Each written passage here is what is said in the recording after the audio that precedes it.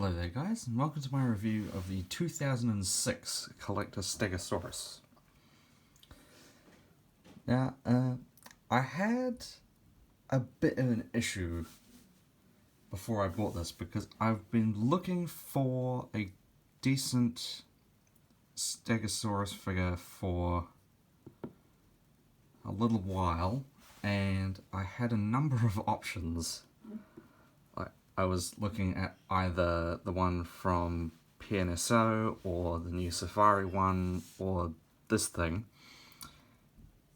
And you might be kind of surprised that I went for this thing, but those other two are a little bit big because I think the project that I'm going to be using this for, I kind of want it to be a Stenops rather than Ungulatus or whatever the bigger species is. So this is actually a better scale, but yeah, I've got some things to say about it. First of all is like the fact that I'm amazed that CollectA hasn't remade their Stegosaurus. Like, when you get to size comparisons, you'll kind of see what I mean with the 2014 Corpse. But overall, like, I think for 2006, this thing's not really that bad. Like, it does have issues, obviously, because it's outdated, but it does have some pros, like the fact that the feet are probably unintentionally up to date with what we think about Stegosaurus, except for the fact that there's 5 nails when there should only be 3. I have a few things I'm confused at with the detail on this thing. Like, there's these, I'm not sure if those are osteoderms or feature scales, but they are, I guess it's fine. Stegosaurus could have had feature scales, we don't know. It's way too wrinkly. Like, these monitor lizard-like folds may or may not have existed, but it just kind of looks wrong. And the texture of the plates. When I first saw this in the promo images, it kind of looked like those were scales, and I was a bit confused, but I think it's actually just how they chose to texture the keratin. Like, sure, it looks somewhat interesting. I think it is quite good how they've got all these folds around the moving limbs, and it really shows that the creature is on the move. The back feet are alright.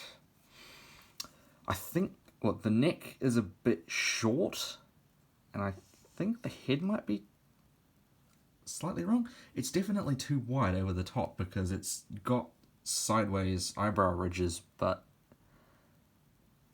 it has binocular vision. It has, like, basal theropod level binocular vision. One thing with the neck being the length that it is that these plates aren't positioned properly, because we now know that the smaller plates over the neck would have been in a single row. But the rest of them are kind of okay, but this one should be raked back a bit more. The Thagomizer is in a really steep V, which is like, what's it going to do? Whack its tail upwards to attack an Allosaurus? It's a bit odd. Incidentally, the tail is really the only thing that's wrong about the pose, because they have tilted the hip back a bit so that it's got this standard curve, whereas the tail would be steadily sloping downward, but not like this. I mean, of course, they couldn't have known that 9 years before the study was published. Beak might be a little bit too extensive. and there's no line showing where the mouth is. It is slightly shrink wrapped. Like, I'm not even sure that's how big the underwater Fenestra really was, if it even had one. It's been a while since I saw a picture of a Stegosaurus skull. It's got 19 plates, which is alright. It seems to be between 17 and 22. I don't know what these lines are on there. Yeah, I think this is also going to be quite a good thing. It's like a teenager or something when I do the final episode of Archosaura. Colours are a tad dull, especially the plates. Like, you'd think it's got dark grey and light grey on the body and then it would have brighter plates, but again, like the corpse, maybe it's a female.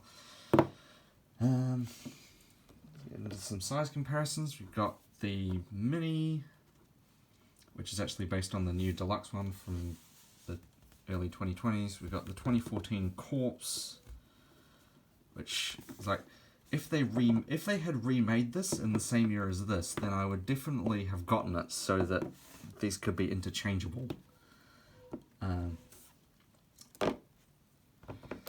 Got the Great Dino Steg, which is gigantic. And CollectA Velociraptor, standard of the Papodimetrodon, and we got a couple more Morrison animals just for the hell of it. Got the K&M Diplodocus, Safari Baby Brachiosaurus, and Baby Allosaurus.